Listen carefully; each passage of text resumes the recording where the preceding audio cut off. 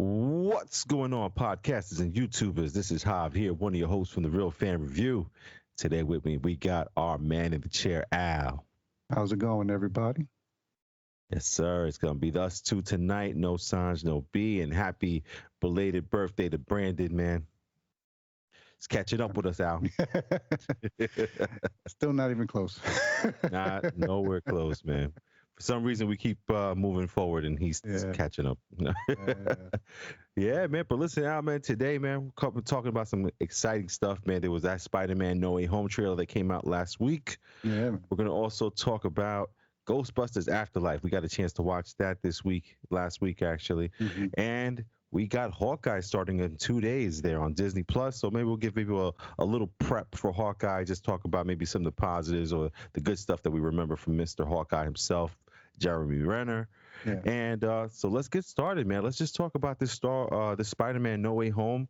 This trailer came out last week, and man, to my surprise and happiness, they didn't show too much, man. Yeah. No, they gave enough to, keep you interested, get you excited, gave you a little bit more of what the story looks like it's going to be. But yeah, there's a lot I think they left out. Yeah, a lot of things digitally left out of it. There's a lot of space in those scenes where Spider-Man's flying at some of these villains. Now we saw the Lizard in there. We also saw Sandman in there. So before it was kind of like iffy. Then the magazine cover for, I think, Entertainment Weekly came out, and it was kind of like insinuating that they were in there. And now we physically saw Sandman's face. I'm hoping we get a sixth villain, not to be greedy, but you can't have five, and then we have this magical Sinister Six. They gotta give us the Sinister Six, man. Come on. But I also think they're gonna do something with Doc Ock. So I don't think he's the bad guy throughout the movie. No, right? Because there was hints of him teaming up with Spider-Man, right? Yeah, and I find it odd that like you said, that scene with Spider-Man jumping at the villains. It's only 3 of them, and Doc Ock is not one of them. So I think there might be a little twist on it. And if you remember, one of the comments was, they die at the hand of Spider-Man. Not all these villains die. Right, because if I'm correct, Sandman didn't die in the Spider-Man with Tobey Maguire, and then as far as the Amazing Spider-Man goes, I mean, I don't think, did Electro die? Maybe he did. But... No, Electro died, but Doc Ock didn't die. He killed himself. He sacrificed himself. That's right, taking on the big energy thing. Yeah. That's right. So it's going to be interesting to see like what's going on here, because I can kind of get it from Spider-Man's point of view, and our Spider-Man with Tom Holland there, and that's, he doesn't want to be known to be a killer, right? Because he just got framed for the Mysterio's death. Yeah, and he looks like he's trying to fight for these guys, because Dr. Strange tells him, he's like, these people all died at the hands of Spider-Man, and he's like, yeah, you could kind of see him like looking at Dr. Strange weird, and he goes for that little mystery box that who knows what that is. Man. But exciting stuff, man. I mean, there was a lot of things in there. And again, without having to show whether or not Andrew Garfield and Tobey Maguire is in the movie, I mean, I still believe that they're in it. You can't have their villains and not have them. You know what I mean? Like, yeah. Plus, they should. Yeah, the one version of the preview for, I think it was Brazil. You had to have seen this version of it if you're anywhere online at all, YouTube or anything, where you see, Lizard. Looks like he got punched in the face. Meanwhile, there's nobody there. Right. And to your point, like you were saying, like Spider-Man's jumping and they're all attacking, but Electro and Lizard don't even look like they're facing him. So it's kind of clear, even if you don't see that version where Lizard reacts to something hitting him, there's no way they're all 3 jumping at Spider-Man. So there's other stuff in that scene that we're not seeing. So yeah.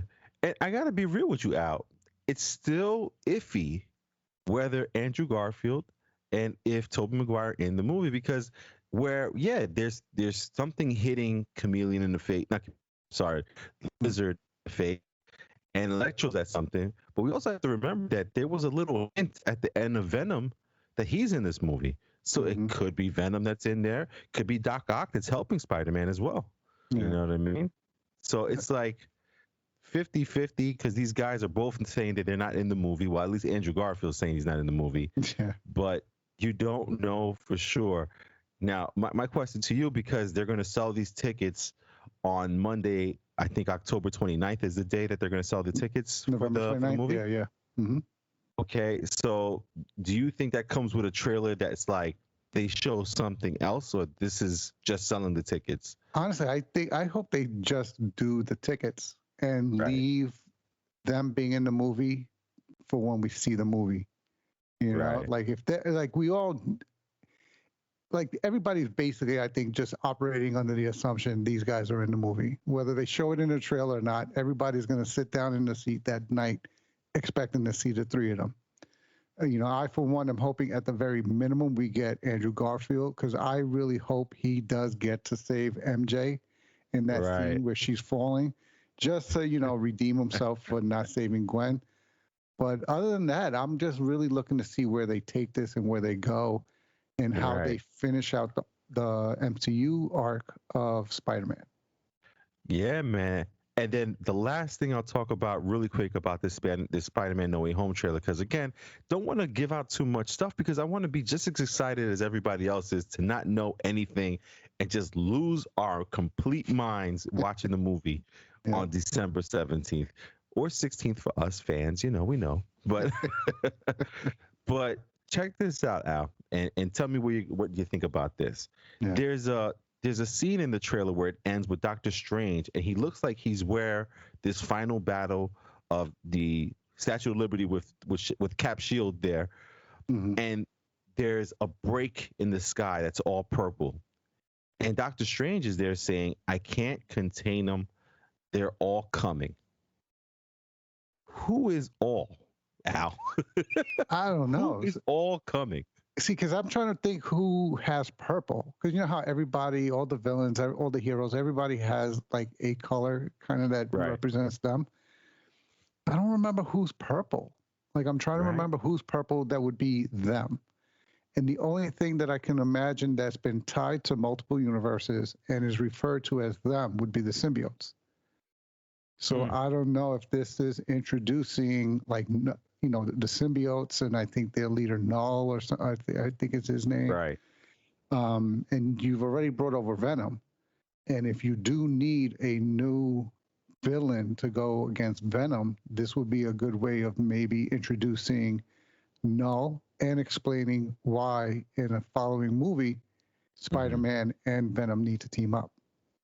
I hear you, man. So, now, the wildest theory I've heard so far is this theory about Kevin Feige's beginning and Kevin Feige's end with Spider-Man No Way Home here, as far as with the Sony Marvel deal and everything like this, is that this fight that's happening and where this crack in the multiverse is happening is on the Statue of Liberty, where it's located, correct? And one of Kevin Feige's first movie credits is X-Men, the very first X-Men. Oh, that's right. Yeah. And that fight that had to end with Magneto was at the Statue of Liberty. Listen, dude, I almost don't even want to say it because I'm kind of hoping it's what happens. But can you imagine if X-Men start flying through because of this? Oh, dude, I can't. Oh my God. I don't even want to put my mind there. But when I heard that theory, I was like, damn, that's good. Yeah. Like even just like a Patrick Stewart on the wheelchair rolling in and then just maybe disappears and goes back. Yeah, man. And you know, this movie's supposed to be like 2 hours long, 2 hours and a half. Yes, I think the longest Spider-Man movie ever, Yeah, so I can't even imagine like all the stuff that we've seen in the trailers is about a total of about 3 minutes, 4 minutes in total with the two trailers. Yeah. And we've seen basically 5% of the movie, if that, you know what I mean? So it's just so interested to see what's really going to happen here, man. I think there's a lot more to know, to see. I can't wait to see this movie. Yeah, please go for it. I was just going to say there's a bad rumor that I heard in terms of, because they keep saying how Spider-Man's going to suffer a loss, and I don't think it's MJ. So one of the scenes in the preview, you see Tom Holland, Spider-Man, like yeah, devastated. Yeah. The only other thing that can create that kind of a reaction would be Aunt May. Aunt May or Happy Hogan. Yeah. Something's telling me it's going to be Aunt May. Oh, Al. Yeah, man. On. Yeah, because if this is going to be like, what is it? He's got this and then maybe an appearance in another movie. Appearance, yeah. If they're going to give him a loss, it's got to be in this movie. So, so what bigger loss to, and think about it. If the dilemma is him killing or not killing, what bigger kind of push to test him would be seeking vengeance for the killing of Aunt May. Right. So. Oh, dude. Ow. We're talking some theories over here, brother. Some conspiracy theories of X-Men and Aunt May dying. All right. Yeah, man. See where we're going. So we can go anywhere with this movie, man. So I just cannot wait. So people, please set your alarms for November 29th. That is when those tickets go on sale. I have a feeling this is going to be like Avengers Endgame, where you're not going to be able to find tickets right away because they're making this a like an event again, like the event days of Avengers Endgame, Avengers Infinity War. It's Spider-Man No Way Home now because it's been 2 years since we had an event like this, right? Yeah, and they needed it.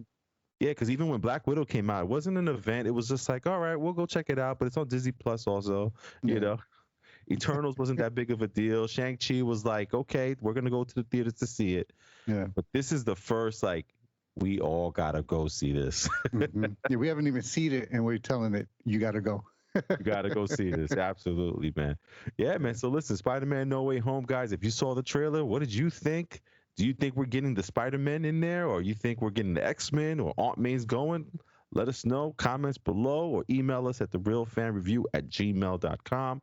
Tell us what you guys think out there. So now, Al, let's get into the movie of the week that we just saw, man, which was Ghostbusters Afterlife. We'll do a quick non-spoilers just to kind of give people a chance to watch it because the movie just came out last weekend, and we want to make sure that people don't get spoiled. You get to enjoy the movie the way that we got to enjoy it in theaters. So let's go non-spoilers first, and then we'll give you guys a heads up. We'll go into spoilers for Ghostbusters Afterlife and say what we really think and what we thought about certain scenes and stuff like that. So non-spoiler, Al, talk to me, man. What's your thoughts on Ghostbusters Afterlife? This was a good movie, man. I knew we were going to go in there, get some nostalgia and everything, but you take even the nostalgia away. Say you are one of these, like we were using Brandon as like an example of somebody that was coming to this movie without much history of the originals. And I really think you can come into this movie without having seen either of the first two and still enjoy this movie for what it was. You know, there was a lot of, what's that expression, coming to being, the teenagers coming into coming of age. Coming of age. You have that with the two kids. You have the family learning its history and coming to, terms with hurt and pain, and just overall humor. I mean, there was a good sense of family, like just fun in this movie. Everything, there was no over the top comedy. I felt that was just too much for any given scene. I felt like whatever humor was there was always just enough for what it was trying to do. I never felt like they were trying too hard with anything they did. Even any nods to nostalgia, like sometimes there were even sometimes where we had to say, "Oh yeah, that was from," like we had to remember it, and like it wasn't heavy-handed. And I think whether you're a fan of the originals or if you're just coming into it having heard of that this is a movie to see, I think anybody coming in is going to enjoy it and have a good time. Yeah, absolutely, man. I definitely enjoyed myself, man. It was a nice walk through memory lane a little bit, but at the same time, it was something new. I felt like the cast that they brought in, it wasn't a retread of the Ghostbusters because we're dealing with kids here. We're dealing with minors. You're dealing with maybe, I think, Wolf Sinhard. What's his last name there? Wolf Vinhard? Well, he's the guy from Stranger Things. But anyway. Oh, yeah, yes. Oh, okay. Yeah, he's Finn Wolfhard. Finn Wolfhard. There we go. So kind of dyslexic the name there. But he's in the movie and he's playing like almost like either a high school or out of high school kid kind of thing. still young, but nothing too crazy. I mean, the story really kind of focuses on his sister in the story, and she's fantastic, man. Yeah. She just sells the scenes that she's in. She meets a couple of people that help her out through this journey here. Paul Rudd's fantastic. Paul Rudd's Paul Rudd. He's just great, man. I still don't think he's sexiest man alive right now, but he's definitely doing his thing. He's just an awesome person in all the movies that he's in. Has that nice sense of charm and he's always funny. So Yeah. you have that going. And listen, the ghost stuff doesn't really start happening right away. It starts to kind of like slowly build up to what it's becoming. And to be real with you, like, I'm not going to say people need to see Ghostbusters, because it wasn't like, I kind of wonder, like, if I didn't know Ghostbusters, would I liked it the way that I liked it? I thought it was good. I thought it was a good movie and a way to kind of like restart the franchise if they want to keep coming back with some more. But I don't think it was great. So I think you should see it just to have a good time in the theaters. If you're a Ghostbusters fan, definitely. I was on the verge of saying that you don't need to rush to see it, but it is better than that. It's a good movie, man. And again, I enjoyed, and I think if Sanj were on the cast right now, he would say hearing his sounds. Yeah. The Ecto One, the freaking the blasters when it turns on. Oh yeah. You love those sounds, and it's home. You know what I mean? You hear those things, and it's just like, yeah, I know what that is. And again, they change things, they update things, they add some new stuff to it. So it's not just your plain old Ghostbusters with the proton packs and Ecto One. Even Ecto One has a new feature. So like, hell yeah. And they got that from the toy. I found that out later, because I was like, oh, where'd they come up with that idea? And yeah, one of the toys for Ecto One had that feature. So that was a good nod to not only the movie, but the toys that came in after. Yeah, that's cool, man. Yeah. And listen, the villain of the thing was a nice, again, a good callback. But I don't know. There was just something to make it not great, but it was good. It was a good movie, man. I really appreciated the movie. I liked it. Al liked it. So definitely, guys, go check it out. Again, we're trying not to say too much so we don't spoil it for you, because there's a lot of things that happens in the movie. Even the beginning of the movie starts with something that's kind of crazy. Yeah. So, we'll go into that in the spoiler section, which we'll go into right now. So we're going to go into the spoilers, guys. That means if you didn't see this movie, try not to do this part until after. But hey, if you want to listen, you want to hear what we got to say, feel free to keep going. Yeah. And we're going to go into the spoilers. So like, Al, man, talk to me, man. What was your initial thoughts of the entire movie? Anything that stood out for you the most? The girl, what's her name? Phoebe, Mackenzie Grace. Yeah. Oh, Mackenzie Grace. Yeah. But yeah. Yo, I thought she did a real good job. Yeah. Because the whole movie, the first half of the movie, they almost like don't want you to know that this is Egon's family. I mean, even though I think we knew from the previews that this was his family, the movie plays out, you don't know. You just keep hearing that this woman's father died. They're getting evicted from their apartment. So they have no choice but to now live in this place. And you see her, constantly upset that, oh, see, this is just further proof that he didn't love me and this and that. And you see Mackenzie Grace's character, Phoebe, just this genius of a child who, can do almost everything. Meanwhile, she's only 12 years old. And, her coming to find out through clues that Egon's ghost was leaving for them in terms of what's going to happen and leading them to find out what they need for the rest of the movie. But, yeah, no, the whole thing was, for me, was her character. Right. Even though I think she was a little overdone sometimes, like she's just too smart for her age. She knew how to put the proton pack together. She's 12, like, yeah. And I found that it was hysterical. Like, she's like, how did you make all this? And he turns the light on all his degrees. And that's how he did it. And that was hilarious. But it was, so that's what I'm saying. It was like little things like that. That movie just, they found little ways to make me laugh. Like nothing was too heavy-handed as far as I was concerned. Mm-hmm. But the way they told the story in little bits so that you can, easily absorb it. And, the flow of the movie just fit and made sense to me. But yeah, if there was anything that stood out, I would say it was her performance as Phoebe, and the way she made you believe that she was this, super intelligent girl who was able to put all this stuff together and help them save the day. Yeah, absolutely, man. She is the standout of the movie because, again, it looks like the beginning part of the movie kind of just falls on her kind of thing. We're kind of following her and what she's going through and what she's finding, the different clues to what Egon was leaving behind and why was pretty amazing. Some of the characters we didn't mention in the spoilers, in the non-spoiler section, was she meets a character named Podcast who was pretty ridiculous and funny himself. Yeah, I thought he was more comedic relief than Paul Rudd. Yeah, he had me dying. Yeah, Phoebe's jokes had me dying because they were so bad, dude. What was it? What do you call a dead whale or a dead something? Whatever it was. Anything you want, he's dead. Just deadpan, like silence and then like a chuckle. Oh man. Oh boy. But yeah, man, like I said, her character meeting these characters, Paul Rudd's one of the teachers she meets at the summer school she's going to. Mind you, she doesn't have to go to summer school. She wants to go to school. So yeah. And Paul Rudd's character, man, again, this guy plays always like these just a cool guy you want to hang out with. You know what I mean? Just nothing serious, always just kind of jokey but charming. It's just really cool to see Paul Rudd's character. And of course, he kind of meets Phoebe's mom and there's like a little interaction there. Now, I did not catch this, but Sanj claims he caught it. I'm gonna trust Sanj.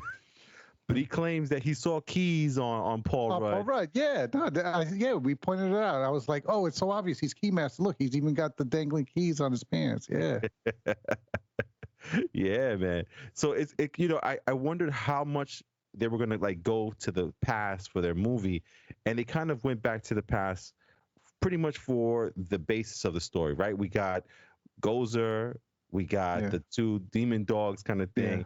And instead of Sigourney Weaver and Rick Moranis, we got Paul Rudd and the mom in this story that became the keymaster and the gatekeeper. Yeah, it was hysterical, man. And then just seeing her come to Paul Rudd and he was the one laid out trying to be all seductive on the rocks. And then he comes over and he goes, "I love your eyes." Now, this is the benefit of making a movie in 2020, 2021 now, right? You get the graphics are just a lot better. The VFX on the eyes, the ghosts and everything. Because even there was a ghost the original ghost that they caught was, I believe, Muncher that they called him. Yes. Instead of Slimer, Muncher, yeah. So Muncher, I mean, he looked pretty good, man. The ooze looked good, blue ooze. Mm-hmm. Yeah. And just the way the chase, I think that's probably one of the most memorable moments for me so far is like when I think back, besides Phoebe's character, of course, is the first little kind of like bit of action to get the Muncher. They kind of chase him inside the warehouse. Then he gets out. They go outside. They find Finn Wolfhard's character outside with the Ecto-1 that he just turned on with the help of Egon there. Yeah. And we get the chase, man. And that chase scene in the town was kind of crazy, man. I mean, it was just them destroying shit like the original Ghostbusters, but it was still cool, man. What'd you think of that scene? That was what makes afterwards. I was like, wait a minute, how the hell did she even know that shooting that proton pack was to capture the ghost? Remember, they were all acting like they never heard of what happened in New York. So I was like, how the heck? But I'm like, all right, let me just go with it. It's good. But it was a funny scene. I'm like, yo, they are destroying the whole street as they drive down. I mean, they were lighting every building up trying to get them. And it made me laugh that the sheriff lets them go. They made all this damage to all these buildings. Who knows how they're going to pay all this back? But yeah, she can go home with you. They didn't go after the mom. I'm like, oh, somebody's coughing up money for this, and but it was just funny. The only part that made me go like, all right, they're reaching with this, but was when they turned the corner and somehow the beam was around the corner before the car was. I'm like, all right. but, but to your point, yo, the graphics were right on. Like Muncher was like when he was eating the metal, like Right. it was on point. Whereas after we watched this, I went back and watched the original Ghostbusters, and it was just like, oh, night and day, the difference between graphics and how well they did Effects and everything. Yeah, man. It's so crazy. Yeah. Yeah, man. But it was funny because like I think about like why didn't they use Slimer and it's a different movie, so probably wanted to do a different thing. But then you find out why Muncher was important because he was used later on in the movie to help another part of the situation that was going on there with them not being able to get inside to get their equipment out from behind like almost like a jail cell for the equipment that they had before. So there goes Muncher's reason for being in the movie because he was going to help them get their stuff out by eating the material or eating the metal around the doors there. I think one of the other good things was the whole mountain with the Gozer temple, everything there. I like the timeline that said, what happened in New York, and now here we are, 2020, or was it 2021 or 2020? I think it was supposed to have said 2020, but then they changed it to 2021 to match when it finally came out this year. Right. Yeah, man. But there was another year after that, so I'm assuming there's going to be, another attempt. Yeah. Yeah, man. But it was so cool when you see that Egon had come up with this plan, because at first you're just looking at this. It was like what, like almost like a lava of ghosts or whatever coming up from the ground, and then you hear the proton packs going off, and they're all shooting it back down. They're like, oh, that's what's causing all the earthquakes. There's this thing trying to come up, and luckily Egon did this plan to make sure that it stays down, but it wasn't going to hold for too much longer. So it's kind of crazy, man. Yeah. And I like the way they tied in this movie to the first one by showing that original architect who made the building where the first movie took place, he got all the material from this mine. And then, and that's how the two movies and everything is connected. So I thought that was a good play in terms of how they connected the two movies. Yeah, man. And then it's funny because I didn't expect this, but the guy who plays, he's in Batman. He's in the Justice League movie as Commissioner Gordon. And he's also what's J. Jonah Jameson as well. Yeah. Oh Jesus, why am I blanking on his name? Same, brother, same.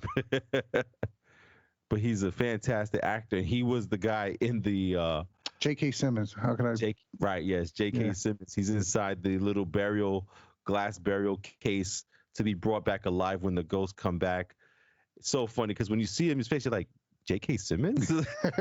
Yeah, they brought him in for this. Yeah. Yeah, right? So for Ghostbusters. And it's just kind of crazy to see all these people. And again, like the movie was just, there was nothing boring about it. It just kept kind of just going and flowing. The scene that they show in the trailers there where Paul Rudd is being chased by the demon dog to convert him as the gatekeeper. Amazing with the marshmallows. Oh, that was, kid. Those marshmallow guys were hysterical. Just killing themselves, each other. burning each other. But one turned himself into a s'more. I was dying with those. You got all cozy underneath the chocolate.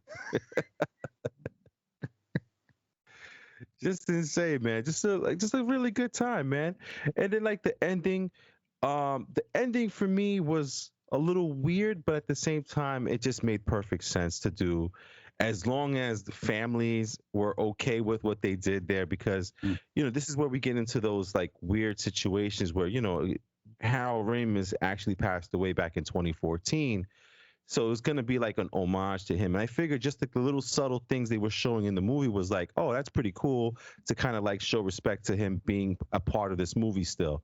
Yeah. Man, I did not know he was physically going to be a part of this movie though, Al. Yo, that was amazing, the quality they did with that. That shit was crazy. Yeah. Like I thought it was going to be like a really blurry image. Like when it was clear that they were about to show him, when it came out that clear, kid, I mean, I'm glad they didn't have him speak, because that I think would have been a reach and would have ruined it. Yeah, it was, considering the moment and the impact that it was having on the characters, it was great. I think it was a good touch that they didn't have him speak. But it looked like he was there. Like Exactly. yeah, man, that was real good.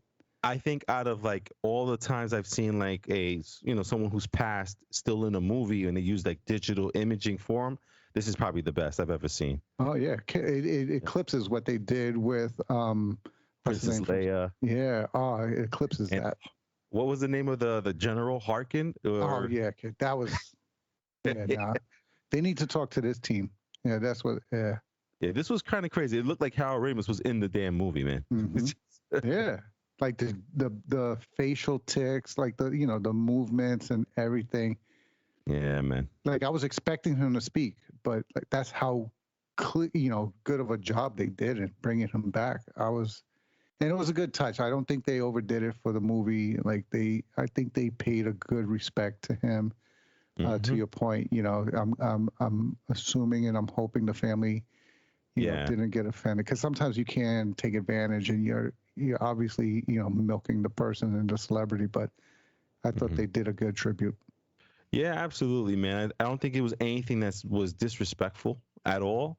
Especially because it's Ghostbusters. That is Egon, Ray Stantz, Venkman, and I forgot the guy's name, man.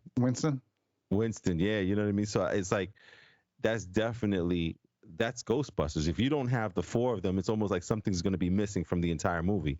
So it was kind of like necessary for them to be there. But as well as if they do continue in the future with this series, we kind of understand now why Egon is not in the movie as far as continuity with the movies. You know what I mean? And like, listen, the ending was pretty cool. Like, they got rid of Gozer there and the demon dogs, and everybody came back. And it's kind of funny because it's kind of like, again, like mirrors what happened at the end of the first one. You got someone covered in marshmallow. You had the people come out of the dogs that were like, statues at the end. And they were coming out looking for their loved ones, if you could say that. But other than that, it was like just like I said, a real good movie. Now, it did have 2 post-credit scenes, right? The first one was just like a kind of a joke there on the first movie where Venkman was shocking the kids, was shocking the guys. Now Venkman was the one being shocked. Yeah. And he admits to the fact that he just shocked the guys. Oh my goodness. And then we also have the last post-credit scene, which is kind of weird because it kind of lends itself to go to another movie, but it also kind of like lent itself to just being like a good bookend, like just this is it for here. They didn't show another ghost or anything like that, but it was Winston basically, showing that he was very successful because of the help of the Ghostbusters. He felt that he could become who he wanted to become, which was this grand business, I guess, entrepreneur. Yeah. And if I remember correctly, Janine was there speaking with him, right? Janine from the first movie. And just from your memory, Al, what was going on in there? Basically, he was explaining how, he was glad he had become a Ghostbuster because through them, he was able to learn and become the man that he was able to become, to then create this business, build it up, make it multinational, like he indicated. And he references his line from the movie when he says we had the equipment and we had the skills and the talent, and how he used that belief in himself to know that he then had the skills, the talent, to then go and create this business. So I thought it was a good, nod to say that, you can use the people and the events in your life to continue to develop yourself. So I thought that was a good nod. And then how he paid that back by maintaining the firehouse, by, helping pay Ray's rent for his bookshop, and so forth. So, he remembered and showed his appreciation by paying it back. So, I thought that was a good end. And like you said, it doesn't necessarily need to lead into a sequel, but it opened the door enough that if this movie is successful enough to create a sequel and open the door for a sequel. Yeah, because even at the end, so after Winston has this whole like conversation with Janine, which is a really nice, touching conversation of how he's kind of like holding things together for everybody. They show a scene of him being back at the original headquarters, the firehouse, and he goes, or either he goes, or I think just the camera kind of goes down to the basement where the old containment unit used to be, and it's looking at where the containment unit is, and there's a light that's flashing red, which means that the containment unit is either full or almost full. Mm-hmm. And it just kind of bleeds to, I mean, for me at least, it's blinking. So that means like something's going to go wrong Something's here. up. Yeah. Yeah. You know what I mean? So listen, when we saw the Ghostbusters at the end of the film, as much as you want to be like, yeah, those are the Ghostbusters, they were looking frail, man. When they got thrown against the car, I said, they're not getting up. They look hurt. They look hurt. Yeah, I think his hip went right there. Like, Dude, you But forget how old these guys are, man. But Venkman looked old and frail. You know, Ray looked big, but he was still older. Winston looked good, man, but he's still older as well. You know what I mean? no, he looked like he was much younger than the other two. Yeah. It's so crazy. So it's like, if this containment unit does blow, do we now expect the kids that we just met to come to New York? Or are we going to get a whole new set of Ghostbusters in New York? Maybe they look to hire some new people. Maybe we get that Seth Rogen, Ghostbusters that was supposed to be the original. That was supposed to be the next sequel that got taken over by the female version of Ghostbusters. Was supposed to be Paul Rudd, Seth Rogen. I believe at the time was supposed to be who was Seth Rogen's best friend in all those movies? James Franco. James Franco. It's supposed to be all those guys, but they that got canceled. So I'm wondering, like, just a personal question, Al, like your opinion here. Would you want to see the kids, or do you want to see a new adult cast be casted as the Ghostbusters if they continue on with this continuity? Depending on how many years they put within the movie, between the events of this movie and whatever sequel. Like I can see them saying that the kids were getting trained and groomed to become Ghostbusters. And with the exception of Podcast, I think he's like, well, no, he was Phoebe's age as well. So I can see them getting groomed and being like young adults, as Ghostbusters, and still having the original three in there. Right. So now you have 6 or 7 Ghostbusters, with a lot of the heavy lifting being done by, kids, but at this point, like 17, 18-year-old kids at this point, that maybe can take it over. But to your point, I don't know if that would even fly. So they'd have to bring somebody else in. Gotcha. Like maybe you find out Winston had a kid who's a little older, and maybe, to your point, maybe him and his group, whether it be, what's his name, James Franco and Seth Rogen and all those guys. Maybe that could be them because they were already getting trained by Winston as part, so as part of his success, his business, and maintaining the firehouse. Maybe they already knew. Maybe they were maintaining the firehouse and that containment unit. So I could see them maybe doing something like that while training the kids, because you can't do this movie and then now abandon the kids. Right. So the kids are going to have to be brought in some way, whether they're the comic relief for the next movie, as they learn and they stumble and they maybe create a lot of the problems that they then got to fix throughout the rest of the movie. I think one of the benefits of this movie is it gave them so many avenues and opportunities that they can go down if they wanted to make a sequel. Yeah, I agree with that, man, because I do think they can go a separate way where they get these new people from New York or some people that are new and older, because I really can't see them now calling Phoebe, who's probably going to go into junior high school next year, to come handle a situation in New York. You know what I mean? But it'll be like a fun nod. Yeah, you know what I mean? So I can't really see that aspect of it with Podcast and, her brother coming down from wherever they are in Kentucky, was it, I believe. Yeah. So, it would have to be like a brand new cast and maybe some more comedians again. You know what I mean? It'd be nice to see some comedians, maybe a mix of group. Maybe we could have some female Ghostbusters in this continuity also. You know what I mean? So it'd be kind of cool.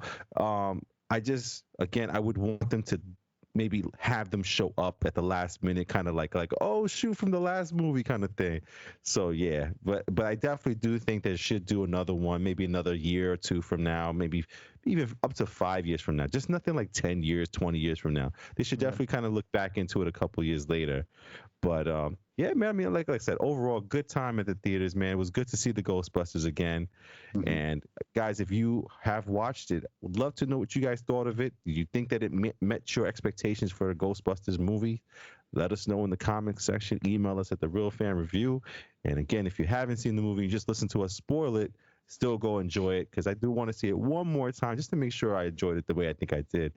And yeah, man, should be interesting, man.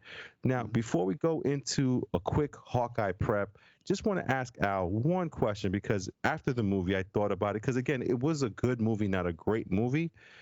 Like, what's your take, Al, with these franchises like Ghostbusters and Matrix Resurrections coming back now?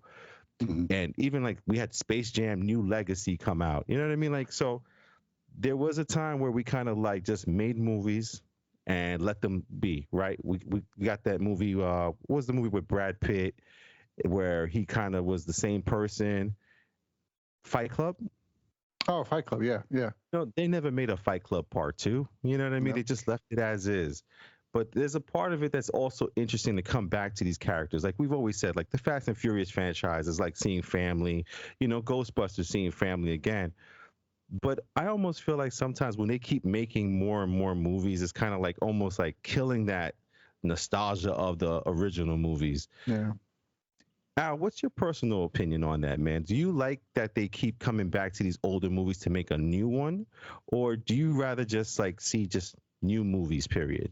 I like, well, no, I think Hollywood is too much on, like, they need to become more creative, because they are relying on a lot of old IP for a lot of these movies that are coming out. Like, whether they're rebooting, a sequel, whatever, they're relying there does seem to be a reliance too much on old material. Yeah. But in terms of these franchises, to me, if the story allows for sequels, where maybe Right. you're not having to rely on the original crew, where you can go down different avenues and explore different aspects of this universe that the movie's created, that'll be good. But one franchise that I love, that I feel they destroyed by continuing to make movies of it, was Die Hard. Gotcha. Yeah, definitely. If they had just stayed at 3, that would have been a great franchise. But you made like Die Another Day, and like, they killed it. Don't get me wrong, I'm a big Bruce Willis fan. I love Die Hard 1. I even like Die Hard 2, and definitely 3. Yeah. But that's where they should have left it. And so, to your point, they're like, how many times can that same guy just be in the right place, the wrong place at the right time, so to speak? Right. Like, come on, like, let it be somebody else. Like, if you wanted to do a Die Hard, literally make it somebody else that happened to be in that situation and they were able to save the day. Speed, like they made a sequel to Speed. You didn't need a sequel to Speed. Right.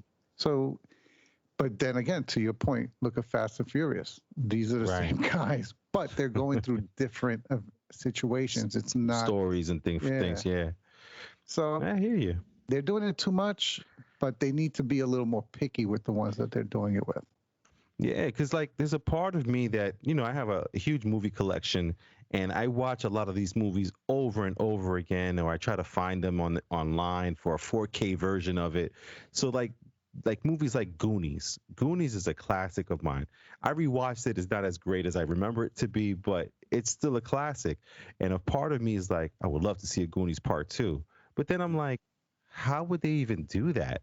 You know what I mean? Like, a lot of these characters are so much older now, and forget it. Who to get them all casted back up again, or to even like remake it? I'm like, but then if they don't remake it, how does my son now see Goonies, or Al's Yeah. daughter gets to see Goonies the way that we saw Goonies when we were younger? You know what I mean? Yeah. So it's Yeah. like I go back and forth with it. I guess as long as they show respect and they actually do a good story, like you said, then I'm Hmm. okay with it. But if they just rehash it just to rehash it, Yeah. yeah, I don't know. It's tough, man. Yeah. Just come up with new material. There's got to be plenty of stories they can come up with. That doesn't need to be, oh, let's come up with the 15th version of this story. And Yeah, like Terminator. Like at this point, they've tried so many times to reboot it, to bring it back. You've had some parts of it good, but for the most part, it's been bad. So just leave it alone at this point. It was what it is. It was. It's still going to be one of these, historic and movies and franchises that everybody. And I guess that's why they keep trying. It's because it's such a good story and a good franchise that they right. want to bring it back to what it was. But sometimes you just keep pushing it down. Just let it go. Yeah, absolutely, man. And I wonder, like, with Marvel, will they ever do another Iron Man or Captain America movie? And I'm like, nah, man, you got this story that's just going. I Hmm. almost kind of figure that how do you let Iron Man not come back? How do you not let Captain America come back and be played by some other new character from the multiverse or something like that? I almost like I want it, but then I don't want it. Yeah. So it's just interesting, man. Interesting conversation there, brother. Yeah. But yeah, man, let's get into the last bit of movie things that we're going to talk about today, which is not really a movie because it's part of the MCU. So it's almost like something we're going to see take effect eventually in the MCU. So we'll bring it up really quickly because it is coming out this Wednesday with 2 episodes, and that is Hawkeye on Disney Plus. Now, Hmm. I'm trying to avoid all these trailers, trying to avoid all these clips that are online. I just want Hmm. to watch it as is, man. So I've been avoiding it, except for the original trailer that came out, which got me a little bit interested in this story. We got this movie, we got the Disney Plus show coming out this week, this Wednesday, with 2 episodes, like I said. Um, you know, Hawkeye, not really one of the big mainstays of the MCU. But Al, has he made any effect on you, or is there a Hawkeye scene or movie that he stands out to you the most? Um, the one that stands out to me the most is when they really kind of introduced him to us when he was sitting on the perch. What was it, Thor? When they Right. had him standing over the hammer and watching and in his nest. Um, like that's where I was interested in Hawkeye because he was more of a realistic hero compared to the rest. I mean, to your point, I mean, we all love Captain America, Iron Man, Thor, and so forth. But Right. in terms of like a superhero, kind of like what Batman's interest was and what draws everybody to Batman was he didn't have super strength, he didn't have superpowers. He was just, a man who was able to make the best of his, funds, intellect, and ability to fight, the evil around him. And Right. Hawkeye, I think, was that represented that for us in the Avengers. So seeing him stand there as an Avenger Hmm. on equal footing as Captain America, who needed the super soldier serum, or Thor, God of Thunder, you had him being an equal member of a team when those were his counterparts. Now, Right. granted, in a battle, you know who's going to really do the blunt of the fighting, Hmm. but you still had him there as a linchpin to the team, and I'm interested in seeing a more grounded superhero story, Yeah. and not we're gonna have these vast fight scenes in space. We're gonna have we already had magic. We already had the super soldier fights and so forth. Now let's see what an average person like us can do in a tough situation. So that's the aspect of this story that I'm looking to see. Yeah, man. I mean, because when I think about Hawkeye, I think about, like you said, he was in Thor for a little bit there, just kind of introducing him into the MCU. he got his real like shine in Avengers, but if you want to say shine, it's like he's infamously known for being a very little to do with Avengers, besides being hypnotized and then of course the end scene, he was like, you know, all over the place with the arrows. I love that stuff. Yeah. But I think he stood out to me the most in Avengers Age of Ultron, especially when he had that conversation with Wanda Maximoff in the house about being an Avenger. It was almost like he was talking to us like, this is ridiculous. Look at me. I got arrows. You know, there's a guy out there throwing shields like a boomerang, and you got magic powers. I'm here with arrows, you know? And it's just kind of crazy, man. I mean, I wasn't, don't want to say I wasn't fond of, because he was in Avengers Endgame, because he wasn't in Infinity War. But in Endgame, he was there, and, you know, like that whole Ronin aspect was kind of like, he's a ninja? Like, with a sword now? Okay, Yeah. I guess so. I'll go with that because he got mad about his situation. I get that. Yeah. But this whole new Ronin character, I was like, oh, okay. And the Mohawk, it's like, whoa, too far, too far. But it was a great story, you know, him and Nat coming back, and then, dude, when he came back from that time jump, and without Nat, and he goes to the floor on his knees, dude.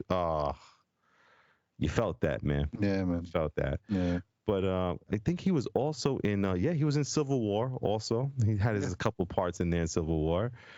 Hi, I'm Clint. I don't care. Yeah. But he's definitely had his parts, man. Definitely had his parts. Yeah. But yeah, man, listen, looking forward to this show. Like you said, I like that you said it's grounded, because that's what it is, man. He's not going to be in space. He's going to be it looks like New York City, around Rockefeller Center. Yeah. So answering for everything he did when he was Ronin, to your point. Yeah.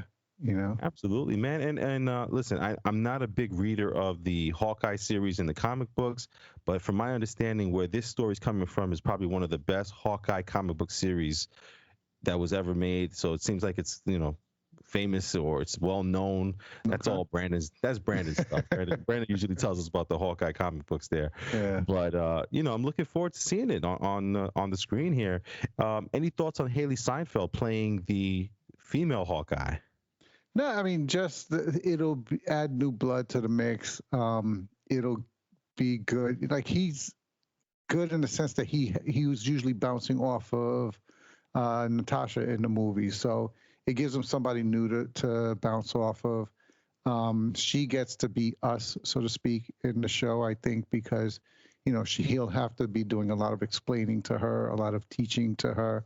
So it's almost like he's teaching us as to how he became who he is and so forth. So, and why these people are coming after him, because he's explaining it to her. So, you know, I like it. From what I've seen, she's a real good actress. So I'm excited to see what she brings, and I'm also excited to see where her character goes in terms of MCU as a whole. You know, with the whole looking like they're leading up to the Young Avengers. So definitely looking to see where they go with that. Yeah, absolutely, man, because they haven't said anything about a Young Avengers series yet. We've met a lot of them.